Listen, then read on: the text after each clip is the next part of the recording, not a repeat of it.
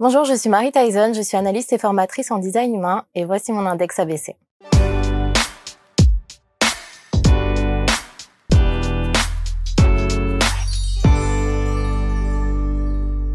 Voici donc un nouveau portrait index. Marie Tyson est installée sur les canapés de l'index ABC. Bonjour Marie. Bonjour. Vous n'avez pas un lien de parenté avec Mike Tyson? Non.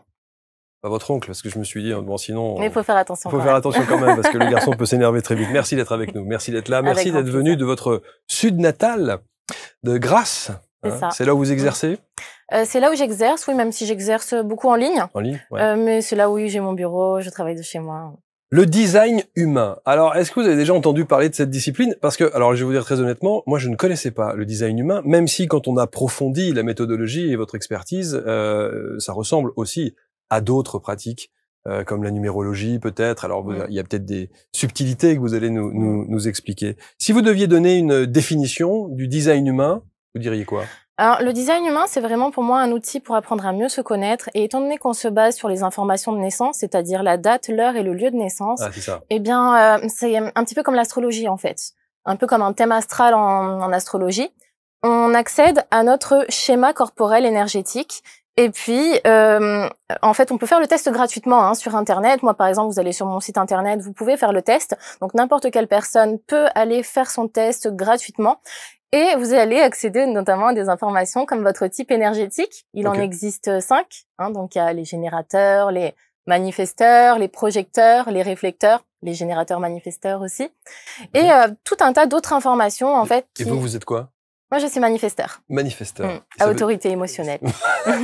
Ça veut dire quoi, alors, manifesteur? Alors, en fait, le type énergétique, ça va nous donner vraiment des informations sur notre aura, sur notre présence aurique, et ça va aussi nous donner une information très importante en design humain qui s'appelle la stratégie.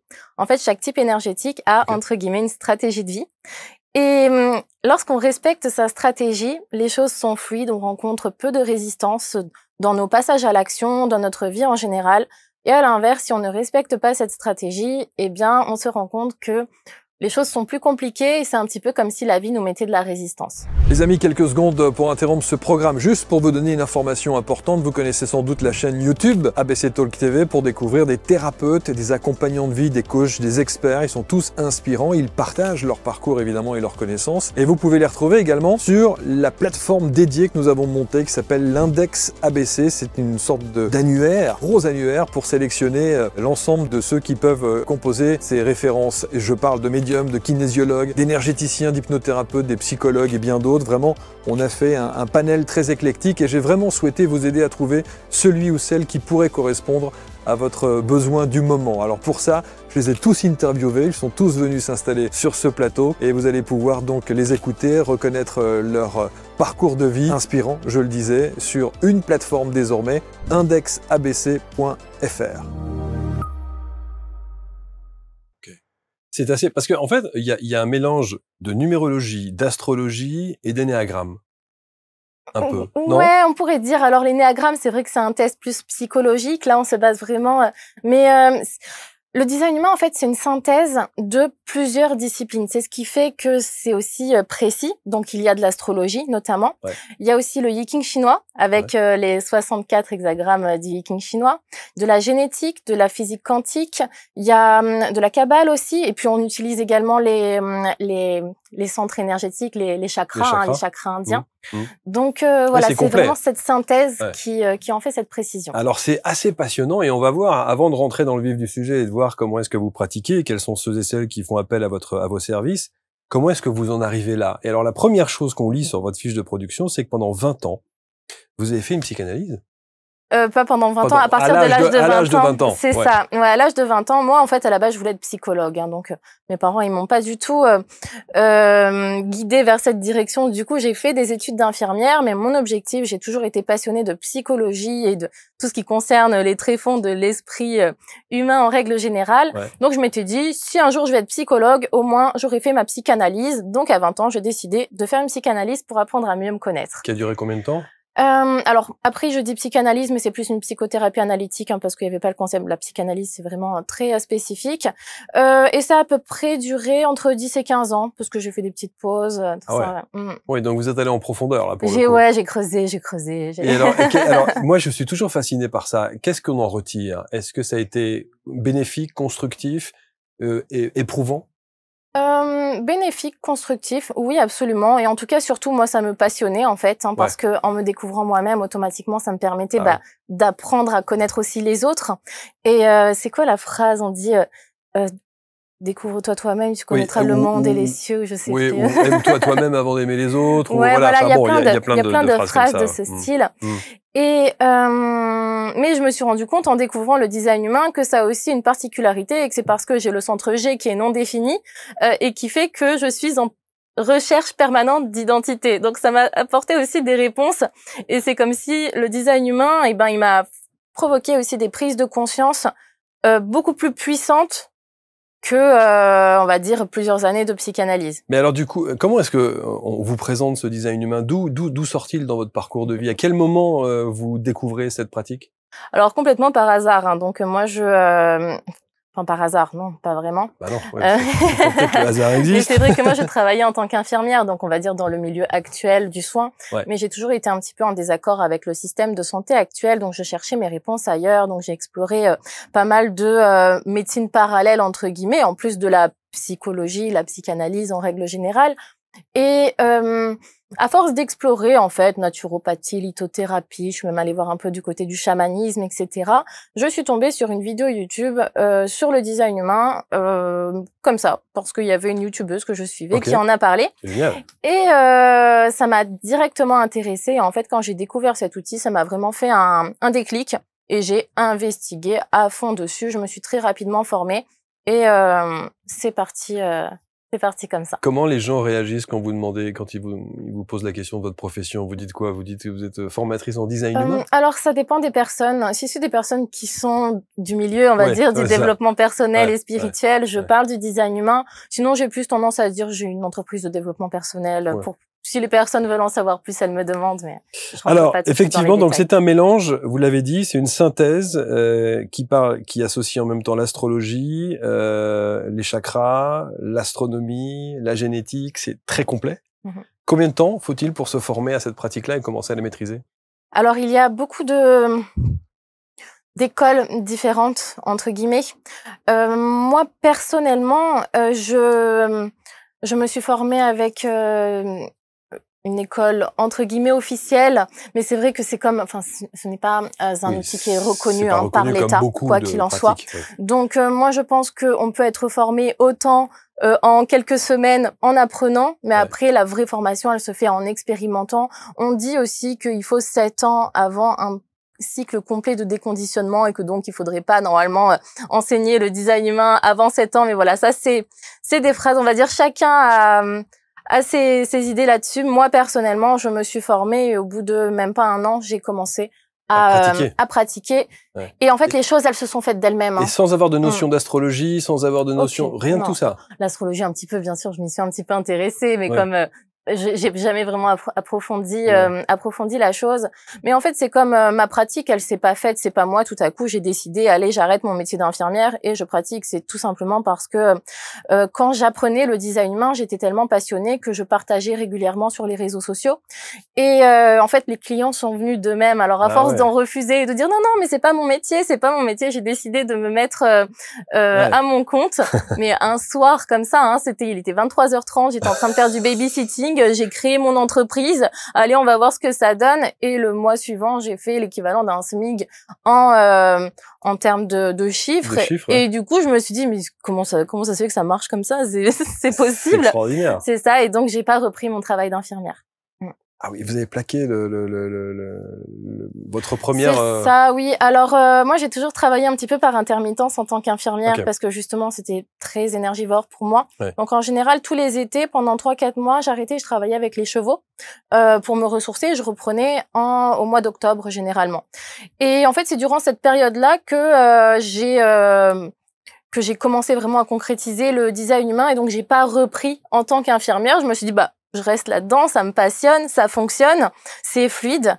Ouais. Et donc depuis, j'ai toujours pas repris mon travail d'infirmière. Alors rentrons dans le vif du sujet, dans cette discipline qui est quand même absolument extraordinaire. Vous avez employé des mots tout à l'heure, la lettre G, le centre G, le centre G, etc. Donc vous allez essayer de nous expliquer ça pour essayer aussi de peut-être désacraliser un peu le mot, le nom, le titre design humain, et puis voir un peu plus en profondeur de quelle manière ça se pratique. Quelqu'un vient dans votre cabinet, en tout cas dans votre qui souhaite avoir votre expertise. Donc, vous commencez par son nom, son prénom, sa date de naissance et son lieu de naissance? Oui, alors généralement, moi, c'est vrai que je travaille beaucoup sur Internet et souvent, les personnes, quand elles viennent me voir, elles connaissent déjà leur type énergétique, elles ont déjà fait leur test. Après, elles ne comprennent pas forcément leur schéma énergétique parce que, bon, là, j'en ai pas pour vous montrer, mais c'est vraiment, on a un corps humain avec les différents centres, différents potentiels à l'intérieur qui sont définis ou non définis. Et moi, mon travail, c'est d'analyser ça. D'accord. Après, souvent, on commence par les choses les plus simples, c'est-à-dire le type énergétique, la stratégie et l'autorité intérieure. C'est vraiment les informations de base en design humain qui vont souvent avoir le plus gros impact, en fait, à partir du moment où la personne, elle va commencer à l'expérimenter. Alors, si on prenait des exemples concrets, parce que vous avez parlé de 5 types énergétiques. 5 types énergétiques. Alors, officiellement, il y en a 4, mais certaines écoles disent qu'il y en a 5. Moi, j'aime bien toujours. Alors, quels sont-ils? Comment est-ce qu'on peut les expliquer et les décrire? Alors, les types énergétiques, comme j'ai dit tout à l'heure, il y a le générateur et le générateur manifesteur. Donc, c'est 1 ou 2 types. Alors, ils sont, comment on peut les décrire? Qui sont ces gens qui s'approchent de ça? Alors, les générateurs, c'est en général leur particularité, c'est que c'est les personnes qui ont la plus grosse source d'énergie. Pourquoi? Parce qu'elles ont leur centre sacral qui est défini. Et le centre sacral, c'est la source d'énergie la plus endurante. Et en même temps, c'est également une énergie qui est assez yin. Et d'où la stratégie d'un générateur, c'est répondre. En fait, ça va être ça l'information importante que je vais donner à un générateur ou un générateur manifesteur. Okay. C'est si tu rencontres de la résistance dans ta vie, tout ça, c'est peut-être que tu essayes de trop forcer, que tu essayes de trop initier les choses. Alors que sur un générateur, pour que ça fonctionne pour lui, eh ben souvent, ça fonctionne mieux lorsqu'il répond à ce que la vie lui présente. Parce qu'il a une aura qui est ouverte, il a une aura qui est accueillante, et ça, parce qu'il y a des générateurs qui disent non, moi je suis pas ouvert, je suis pas accueillant, qui sont un peu sauvages, un peu insociales, tout ça. Mais en réalité, sur le plan énergétique, leur aura, elle est ouverte. Ce sont d'ailleurs souvent des personnes qui sont très sensibles, qui ressentent les autres intensément. Okay. Mais ce qui fait sur le plan énergétique aussi, c'est qu'ils sont conçus pour répondre et pas pour forcer les choses. Et en fonction de ce que la vie leur présente, eh ben, ils vont soit avoir l'énergie pour y aller, soit ne pas avoir l'énergie pour y aller. Et c'est là qu'on en vient à l'autorité intérieure. L'autorité intérieure en design humain, il en existe 7. Et en fait, selon notre autorité intérieure, eh bien, ça va vraiment être notre GPS pour prendre des décisions qui sont alignées pour nous. Depuis notre naissance, on est en quelque sorte conditionné pour prendre des décisions avec notre tête. Ça c'est bien, ça c'est pas bien, ça c'est logique, ça c'est illogique. On nous apprend à prendre des décisions comme ça, mais finalement on se rend compte que ce n'est pas notre tête qui sait ce qui est bien pour nous. Ouais. C'est bien pour plein de choses, le mental, mais pour vraiment prendre des décisions alignées pour nous-mêmes, c'est notre corps qui sait. Alors, ce fameux générateur, c'est donc le 1. Ça, c'est le premier. Le premier. Quel est le profil? Ces gens qui sont 1, qui sont générateurs, on les retrouve dans quelle branche de métier, dans Alors, quelle activité? Alors, il n'y a pas ça. On parle vraiment... parle pas ça non, en design humain, en fait, on va vraiment parler du véhicule énergétique qu'on a intégré au moment de notre naissance. Et moi, j'aime vraiment appuyer là-dessus. Il n'y a pas de limitation. En fait, les générateurs sont faits pour être, par exemple, chauffeur d'entreprise, voilà, n'importe. Voilà, non, il y a pas ça. Même si, par exemple, il y a le type énergétique du projecteur qui est particulier, c'est à peu près 20% de la population. Eux, c'est vrai que leur particularité aux projecteurs, c'est que ils vont naturellement, en fait, absorber l'énergie de l'autre, la scanner et renvoyer vers eux. Ils ont cette espèce de processus qui fait que souvent, ça va être des bons guides parce qu'ils ressentent vraiment l'autre. Ouais. Et donc souvent des thérapeutes pour le coup. Il y a beaucoup. Ça peut. Alors. Ça peut être ou simplement des professeurs d'école ou des coachs sportifs, mais voilà, des personnes du coup qui arrivent à lire chez les gens et surtout qui arrivent à détecter ceux qui dysfonctionnent dans les systèmes, notamment les systèmes humains. Donc ça, c'est les projecteurs. Ça, c'est les projecteurs. On a vu les générateurs. Voilà. Et troisième catégorie? Les manifesteurs. Donc ça, c'est mon type énergétique. Okay. Alors les manifesteurs, leur particularité, c'est qu'ils ont une aura qui est assez dense et plutôt fermée. Contrairement, on disait, le générateur, il a une aura qui est ouverte. Le projecteur, il a une aura qui est ouverte aussi, mais il renvoie vers l'autre. Le manifesteur, lui, il a une aura plutôt dense et fermée. Et il est vraiment conçu pour initier les choses de lui-même. Le générateur, lui, c'était répondre sa stratégie. Le projecteur, c'est une stratégie un petit peu plus subtile, c'est attendre l'invitation, on va peut-être pas rentrer dans les détails, mais le manifesteur, lui, sa stratégie, c'est informer parce que il est conçu pour initier de lui-même les choses et c'est le seul type énergétique, voilà, qui est conçu en quelque sorte pour foncer et c'est pour ça que son aura, elle est assez dense et fermée. C'est en gros, je passe, j'initie les choses et c'est le je passe ou ça casse. Je passe ou ça casse, oui, ça peut être particulièrement dérangeant d'ailleurs parfois et d'où sa stratégie qui va être d'informer, parce que s'il n'informe pas les personnes qui risquent d'être impactées par ses actes, eh ben, il peut rencontrer de la résistance, il peut être complètement bridé et ressentir de la colère. Bon, ça, c'est le 3e cas. Voilà. Le 4e cas? Le 4e cas, c'est le réflecteur. Alors, le lui, réflecteur, c'est le type énergétique le plus rare, c'est même pas c'est à peu près 1% de la population. Ok. Et lui, sa particularité, c'est que tous ses centres énergétiques sont ouverts. En design humain, il y a 9 centres énergétiques qui on parlait du centre sacral pour le générateur. Le réflecteur, lui, tous ses centres, ils sont ouverts et il est donc toujours en miroir avec le monde extérieur. Et sa particularité, c'est justement cette ouverture et c'est un type énergétique qui est très relié aux astres et à la lune et qui va beaucoup fluctuer en fait dans son identité. Souvent les réflecteurs, ils sont un petit peu caméléons. Les réflecteurs, ils ont tout des multifacettes, on va dire. Un imaginaire débordant, c'est ça aussi? Pas forcément l'imaginaire débordant, non. Pas forcément, parce qu'un générateur peut tout à fait avoir un imaginaire débordant aussi. En fait, tout le monde peut...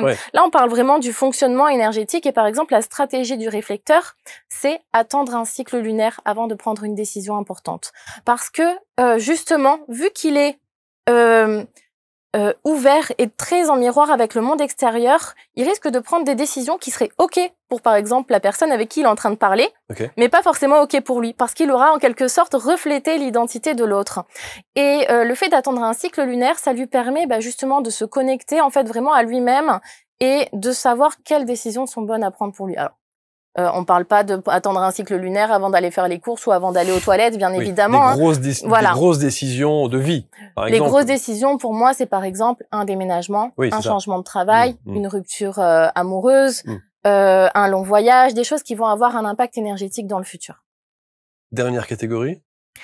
Alors, en fait, je vous ai parlé des 4 types énergétiques et c'est vrai qu'il y a une catégorie qui est un petit peu qui porte à débat. Des fois, on dit officiellement, ce n'est pas un type énergétique à part entière, mais c'est vrai qu'il a quand même des particularités. C'est le générateur manifesteur.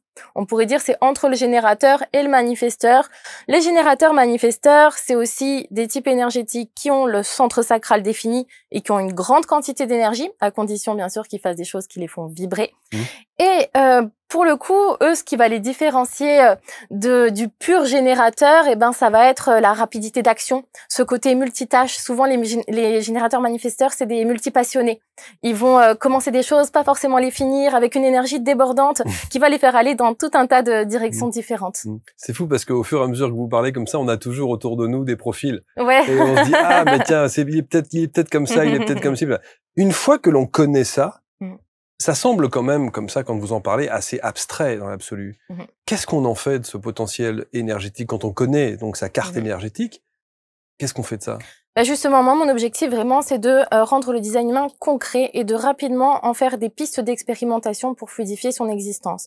Alors déjà, la première chose, ça va être d'expérimenter le fait de respecter sa stratégie. Par exemple, si on a un générateur, on sent que y a plein de choses qui fonctionnent pas en ce moment dans notre vie, et qu'on est là à confort, c'est pourtant on fait les choses bien, on nous a dit il fallait initier des choses pour réussir, tout ça. On se rend compte que notre stratégie c'est répondre et surtout répondre avec notre centre sacral en fonction de ce qui nous fait vibrer et pas forcément avec notre tête. Et le fait d'expérimenter ça, de dire tiens, je vais tester ça, parfois ça rend les choses beaucoup plus fluides. Moi personnellement, quand j'ai commencé en tant que dans mon activité, pourquoi je suis persuadée que si ça a été aussi fluide et que ça s'est fait de façon aussi naturelle, c'est parce que justement j'expérimentais mon design humain, toutes les informations que j'apprenais et du coup j'ai constaté tout de suite à quel point c'était fluide et que je rencontrais peu de résistance comparé à d'autres façons de faire que j'avais avant. Est-ce que il y a une différence fondamentale chez les hommes et chez les femmes? Est-ce que chez les hommes, il y a plus de catégorie 1, 2 ou 3 ou 4, et chez les femmes plus de... Non, pas du tout? Non, pas du tout, étant donné qu'on est vraiment sur les informations de naissance, et c'est vrai que il y a peut-être plus d'hommes ou de femmes de tel ou tel type. Non, parce que vous disiez tout à l'heure, c'est 1% de la population qui est dans cette catégorie réflecteur, etc. Donc, la grande majorité des gens, ils sont dans quelle catégorie? Alors, la majorité, il y a à peu près 35% de générateurs, de purs générateurs, 35% de générateurs manifesteurs, 20% de projecteurs, 9% de manifesteurs et 1% de réflecteurs. Mais moi, j'aime pas trop rentrer dans ces pourcentages-là parce que souvent, l'ego humain, il aura tendance à se dire « Ah, moi, je suis réflecteur. » Mais mais c'est ça qui est génial en même temps. Mais c'est ça qui est génial, je trouve. C'est de savoir dans quelle catégorie, déjà, on se positionne. Voilà, c'est ça. Quelle est notre énergie. Pour moi, le type énergétique, c'est vraiment la première couche de l'oignon qui va nous donner des informations juste sur notre stratégie et sur notre aura en règle générale. Mais après, en fait, plus on va creuser dans le design humain et plus on va justement découvrir notre unicité. Et le design humain, c'est vraiment pour moi la science de la différenciation et qui montre à quel point on est tous différents les uns des autres. Et des générateurs, ils peuvent avoir des potentiels autant de guides, par exemple, qu'un projecteur, parce que il va y avoir telle porte qui va être activée, tel canal, ou parce qu'il a le centre splénique ouvert et il va donc ressentir les peurs et les insécurités des autres de façon amplifiée et que donc ça va lui donner ce super pouvoir, entre guillemets, parce que le design humain, ça permet ça aussi de voir quels potentiels sont présents en nous de façon innée. Et du coup, de le mettre en lumière éventuellement. Moi, par exemple, quand j'ai découvert que j'étais manifesteur, que j'avais mon centre de la gorge défini, que je pouvais avoir un impact avec ma voix jamais de ma vie, j'aurais osé, tout d'abord faire des vidéos YouTube. Jamais j'aurais osé venir parler comme ça sur un plateau comme le vôtre. Et c'est quelque chose que je me suis dit, un petit peu comme si c'était un rêve secret et que là, on a l'autorisation. Ah, c'est écrit sur ma notice d'utilisation, je vais essayer. Et en fait, souvent, on se rend compte que les potentiels de notre design humain, quand on les teste, finalement, c'est fluide. Et on se rend compte que, ça aurait été dommage, en fait, de passer à côté de ça et de garder caché un potentiel qui n'a qu'une envie, c'est d'être mis en lumière. Je pense, par exemple, à des jeunes parents dont la femme va accoucher. On connaît la date et l'heure de naissance. C'est-à-dire qu'un bébé, nom, prénom, date, heure de naissance, lieu, etc., vous pouvez immédiatement faire sa carte énergétique? Absolument. Et d'ailleurs, le design humain, à la base, il a été créé, paraît-il, pour les enfants, ou en tout cas pour aider les parents à accompagner leurs enfants en le conditionnant le moins possible, en fait, et en comprenant ces différences, parce que parfois on peut être parent d'un enfant, de vouloir lui apprendre quelque chose, parce que pour nous, ça a marché, mais pour l'enfant, ça ne fonctionne pas. Et oui, bien sûr. Et c'est vraiment très intéressant pour les enfants. Et effectivement, je fais d'ailleurs des accompagnements parents-enfants. Alors, tous les HPI, HPE, tous ces enfants, tous les 10 quelque chose, dysfonction 10, dyslexique, dyslexique, etc. La carte énergétique l'explique ça? Alors, j'avais étudié ça, parce que c'est une question qui revient souvent, et moi-même, je m'étais intéressée. J'étais allée d'ailleurs sur des forums, des HPI, des hauts potentiels intellectuels, émotionnels, etc., des zèbres. Et j'avais du coup échangé avec beaucoup. On le voit pas tellement, en fait, sur un schéma de design humain.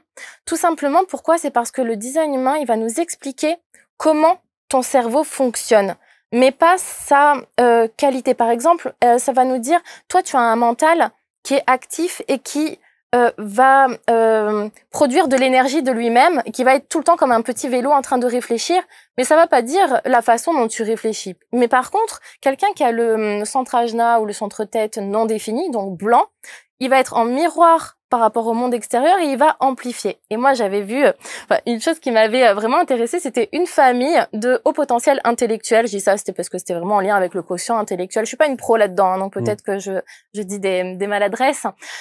Et en fait, c'était celui qui avait le QI le plus élevé. Et c'était le seul de la famille qui avait le centre ajna qui était ouvert. Et tous les autres, ils avaient un super QI aussi, super intelligent.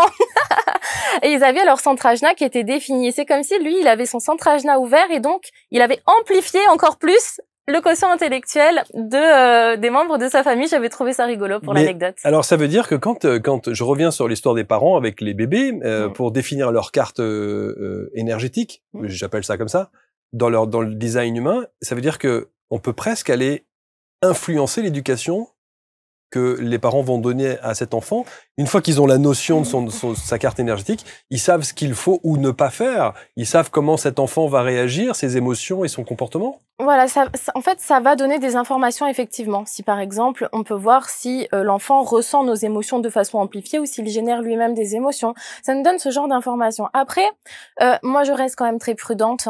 Moi, le design humain, pour moi, c'est un outil de déconditionnement. Ça nous permet d'avoir un autre angle de vue sur notre énergie, sur comment on fonctionne. Mais le plus grand danger, je trouve, c'est que ça devienne un outil de conditionnement supplémentaire. Okay. C'est pour ça qu'une des phrases les plus importantes pour moi, et d'ailleurs le fondateur du design humain le répétait souvent, c'est « Ne croyez rien de ce que je dis, expérimentez-le ». Et je pense que ça a vraiment, vraiment son importance parce qu'on risque d'aller dans le sens contraire, en fait. Oui, mais alors c'est là où il y a un paradoxe, c'est-à-dire qu'une fois qu'on a fait ce travail-là et qu'on a cette carte et qu'on arrive à définir... Est-ce qu'on définit une personnalité au travers du design humain? On définit pas une personnalité. Non, pas on du définit tout, un fonctionnement énergétique. Bon, si on définit ce fonctionnement énergétique, il faut en faire quelque chose de concret dans la vie de tous les jours. Donc ça veut dire que un enfant qui arrive avec un profil bien spécifique, on se dit bah on va peut-être pas lui faire du piano parce que c'est pas son truc, ou on va peut-être pas. Comment on peut mettre en application le profil énergétique que vous dressez? Moi, ce que je trouve très intéressant, c'est par exemple lorsque on a la carte du parent et de l'enfant. Imaginons le parent, il a son plexus solaire qui est défini et l'enfant, il a le plexus solaire qui est non défini. Okay. Ça veut dire que l'enfant va ressentir les émotions de son parent de façon amplifiée. Okay. Donc ça peut donner des informations pour l'éducation. Enfin, ça permet surtout des pistes de compréhension. Après, si imaginons l'enfant, il a le centre splénique défini. Le centre splénique, c'est le centre des peurs et des insécurités. Et que le parent, il a le centre splénique non défini. Ça veut dire qu'il va ressentir les peurs et les insécurités de son enfant de façon amplifiée. Là, du coup, pour ce que je vais dire aux parents, c'est ne paniquez pas. Vous ressentez ces peurs et ces insécurités de façon amplifiée. C'est moins grave que ce que ça en a l'air. Alors, parfois, c'est très déculpabilisant pour un parent, en fait, de savoir ça, parce que, ok, donc c'est de façon amplifiée, c'est pas réel, c'est moins grave que ce que ça en a l'air, donc je vais arrêter de paniquer au moindre petit bobo, au moindre petit truc. Ouais, c'est souvent ça. Dans le monde de l'entreprise, des chefs d'entreprise, au sein même de leur structure, peuvent se dire, tiens, on va faire une étude avec le design humain pour voir si tel collaborateur colle avec tel collaborateur. C'est possible, ça aussi? Alors, c'est possible dans le sens, oui. Après, moi, pour les entreprises, je trouve que le plus intéressant, ça va être plutôt de savoir, par exemple, toi, tu es générateur, donc tu génères beaucoup d'énergie tant que tu fais quelque chose qui te fait vibrer. Un projecteur, un manifesteur et un réflecteur, on a naturellement une énergie qui est très fluctuante. Donc, par exemple, pour les réflecteurs, les manifesteurs et les projecteurs, un travail 7 jours sur... non, 7 jours sur 7, peut-être pas, mais on va dire 5 ou 6 jours sur 7, de 8h à 20h, c'est pas bon. Il va travailler de façon très rapide et efficace, mais pas pendant longtemps. Okay. Donc, ça peut vraiment nous aider à adapter, en fait, le planning de travail de chaque personne en fonction de son design. Par exemple, après, c'est pas la peine de brasser de l'air. T'as travaillé vite et bien, là, tu peux te reposer. Parce qu'il y a une culpabilisation dans une équipe. T'as très bien travaillé et après, il faut que tu fasses semblant de faire quelque chose, alors que tu seras beaucoup plus productif si tu vas faire une sieste pendant 45 minutes et que tu repartes après au boulot, quoi. Donc c'est quand même un outil qui peut être intéressant et utile en entreprise, clairement. Et carrément, et en tant qu'entrepreneur également. Moi, je fais des accompagnements d'entrepreneurs. Et c'est vrai que ça peut nous aider beaucoup sur comment avoir de l'impact, comment communiquer pour attirer notamment des clients, tout en restant authentique et aligné, en fait. Parce que finalement, on se rend compte que c'est en étant le plus authentique et en exprimant nos potentiels qui sont innés qu'on va avoir le plus d'impact, parce que ça se ressent. Dès qu'on est aligné, ça se ressent. Est-ce que ça permet aussi, le design humain, de se rendre compte qu'une personne n'est pas à sa place ?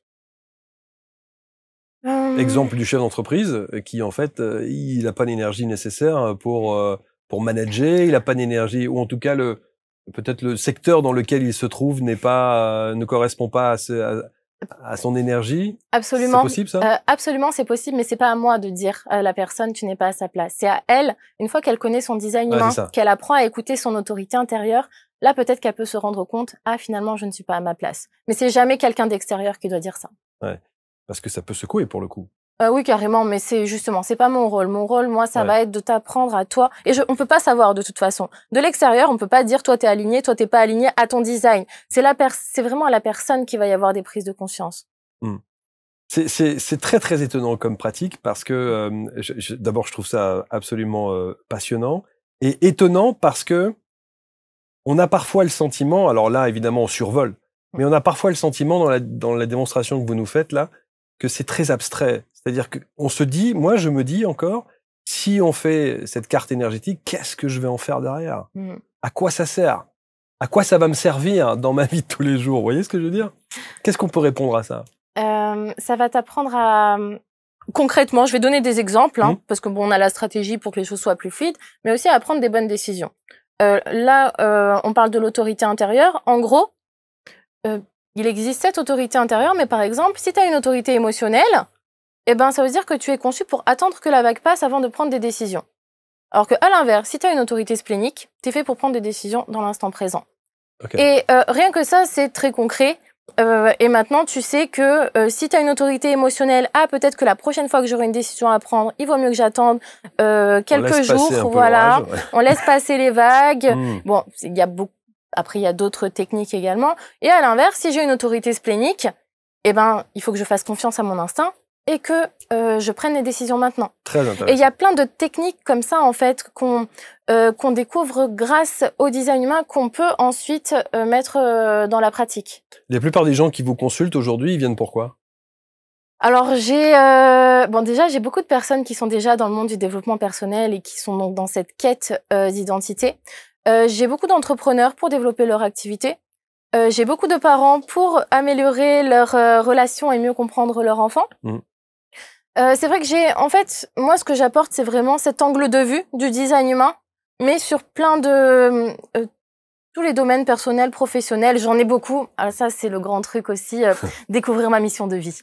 Oui, ça évidemment. Quel est mon chemin de vie? Quelle est ma mission de vie? Voilà, c'est ça. Et c'est vrai qu'avec le design humain, il y a toute une partie qui s'appelle la croix d'incarnation où on va explorer ça. Alors, c'est pareil, pour moi, on n'a pas une mission de vie, on peut pas rater sa vie, on peut pas rater notre mission, mais par contre, le design humain, ça peut nous aider à l'accomplir de façon fluide, avoir quelques petites pistes aussi parce que c'est sympa, on aime bien savoir quel potentiel est en jeu vraiment dans notre mission, mais ça reste jamais fermé et je pense que ça c'est important, on va pas dire à quelqu'un ta mission c'est d'être c'est ce que j'allais dire. Voilà, professeur, absolument ça, pas. Ça. Non, moi je suis complètement contre ce genre de OK, donc ça ne donne pas une orientation extrêmement définie. Non, mais par contre, ça donne des pistes, des potentiels. Par exemple, toi, tu as un grand potentiel à prendre soin des gens parce que tu as ça, mais après, tu le fais à ta façon. C'est très... nous, en tant que... On peut pas enfermer quelqu'un, en fait, dans une mission. C'est vraiment à la personne de ressentir. Et moi, mon travail, ça va être de lui apprendre, à l'aider à apprendre à ressentir ce qui est bon pour elle. Est-ce qu'aujourd'hui, honnêtement, avec la pratique que vous avez, l'expérience que vous avez besoin de ces supports du nom, prénom, date de naissance et autres? Toujours? Oui, absolument. Vous pouvez, comme ça, croiser quelqu'un en disant, lui, il doit être projecteur non. ou... Je l'ai fait. C'est souvent quelque chose qu'on s'amuse à faire. Ah, lui, il a tel potentiel. Mais en fait, le design humain, c'est tellement complexe, et heureusement d'ailleurs, parce qu'on parle d'entité humaine. Ce serait trop simple sinon. On peut pas deviner le type énergétique de quelqu'un, même si des fois il y a des pistes, on peut deviner le profil, tout ça. Mais et c'est pas le but. D'après moi, le but ça va être vraiment de donner des pistes à la personne en fonction de son design. Combien de temps dure une approche pour avoir un bilan complet? Alors moi je propose plusieurs formes. Donc les séances, moi je fais des séances d'1 heure. Donc, si la personne, elle veut juste un petit débrief je lui fais en 1 heure. Mais après, c'est vrai qu'on peut aller très loin dans l'exploration de son design humain. On peut aller vraiment très en profondeur. Donc, ça peut durer plus longtemps. Mais voilà, moi, je fonctionne par séance d'1 heure. Et je propose aussi des manuels personnalisés, en fait, en format PDF qui sont écrits. Et souvent, ce que j'aime bien faire, c'est le pack aussi. En fait, la personne, elle a son manuel. Et puis après, en séance, on débriefe sur des choses plus... Et ça doit découler sur des choses absolument extraordinaires, même au sein même de familles, avec des incompréhensions qui existent depuis des années entre des parents et des enfants, et qui d'un seul coup, grâce à votre analyse, se rendent compte et comprennent pourquoi effectivement ils ne vibrent pas de la même manière et ils ne se comprennent pas. Carrément, carrément. Carrément, ça nous donne vraiment des informations sur la différence entre deux personnes. Ouais, c'est ça. Et souvent, en fait, il suffit juste de cette prise de conscience pour débloquer la situation. Et vous avez eu des situations comme ça, des avant-après? J'ai eu... Des conflits familiaux, j'essaie de trouver un relations exemple. entre les parents et les enfants qui sont des gens brouillés pendant des années, et puis d'un seul coup, il y a évidemment ce support-là qui permet de comprendre des choses. Alors, moi, ce que j'ai eu notamment, c'est par exemple, parce qu'on parle du type énergétique de l'autorité intérieure, mais il y a aussi le profil. Et par exemple, une maman qui vient me voir et qui est inquiète parce que son enfant se met toujours en danger, son enfant peut-être 4 ans, passe son temps à se mettre en danger et qu'il n'écoute pas ce qu'elle dit. Il écoute pas ce qu'elle dit, et en fait, elle a un profil, je sais plus son profil, mais en tout cas, c'était peut-être 2-4 ou quelque chose comme ça, et son enfant, c'était un profil 3-6, le martyr modèle, et c'est les plus expérimentateurs, et en gros, tout est un mensonge potentiel pour eux, et ils ont absolument besoin d'expérimenter les choses par eux-mêmes. Le four est chaud, on lui dit le four est chaud, il touche. Non, il va toucher, il peut pas ne pas... c'est son fonctionnement, en fait, c'est sa manière d'apprendre les choses. Et en fait, du coup, ça c'est vraiment... Et ça m'est arrivé plusieurs fois d'avoir ce type de situation où dans ce cas-là, je dis aux parents, bah, non, mais dans ces cas-là, il vaut mieux prendre sa main, l'approcher du four, alors pas lui brûler dessus, bien évidemment, mais en tout cas de lui montrer qu'il expérimente par lui-même, en fait, parce que sinon, le danger, ce serait qu'il essaye d'expérimenter la chose en cachette quand le parent n'est pas là, et c'est là qu'il peut vraiment se mettre en danger. Alors, pour terminer, 2 questions, parce que évidemment, je suis sûr que les gens qui nous regardent vont se la poser. Que dire des personnes qui changent de prénom, qui ont des pseudos et qui vont vibrer évidemment d'une manière complètement différente, puisque le prénom rentre en ligne de compte dans l'analyse. Le prénom. Oui. Vous donnez la date de naissance, nom, prénom? Non, le prénom, non, y a pas? Non, c'est vraiment les informations de naissance, en fait. Ah, c'est tout, ok. Et oui, il n'y a pas de... on peut... D'ailleurs, il y a certaines personnes qui font le test en mettant leur surnom, qui veulent pas... Ah oui, d'accord, donc ça rentre pas en ligne de compte. Non, c'est vraiment... parce que je me suis dit, mais comment faire? C'est comme un thème astral. Le thème astral, il n'y a pas besoin du prénom. Bon, c'est passionnant, ça s'appelle le design humain, et évidemment, moi je pense que de temps en temps, ça fait du bien de se replonger un petit peu, enfin essayer de se connaître un peu mieux au travers de cette pratique. Vous demandez à Marie Tyson, il y a autour de cette vidéo l'intégralité de ses réseaux, l'intégralité de sa prise de contact, et puis ça dure une petite heure dans un premier temps. Oui, pour une séance, c'est une petite heure, oui. Et après, si on veut approfondir et aller plus loin? Après, moi, je propose également des programmes, une formation aussi pour devenir coach en design humain. Ouais. Donc, je propose en fait autant pour la découverte, et même j'ai un espace spécial pour les pros du design humain qui ont des problèmes, par exemple, pour trouver des clients, ou qui ont certaines problématiques en lien avec le design humain en règle générale. Qu'est-ce que ça a changé dans votre vie? Le design humain. Le design humain, ça a complètement révolutionné ma vie, que ce soit sur le plan professionnel, logique parce que j'ai changé de métier, sur le plan personnel, sur le plan financier aussi d'ailleurs, on peut en parler, et sur le bien-être en général, il y a vraiment ce côté déculpabilisation maintenant en fait. Je me prends beaucoup moins la tête. Et pourtant, c'est un outil qui peut devenir très mental à l'inverse, mais c'est vrai que je suis beaucoup moins prise de tête maintenant. Merci beaucoup Marie. Avec grand plaisir. Merci à tous. Vous pouvez contacter, je vous le disais Marie, avec tous les liens autour de cette vidéo. Et on se retrouve très vite sur ABC pour un nouvel index. Salut.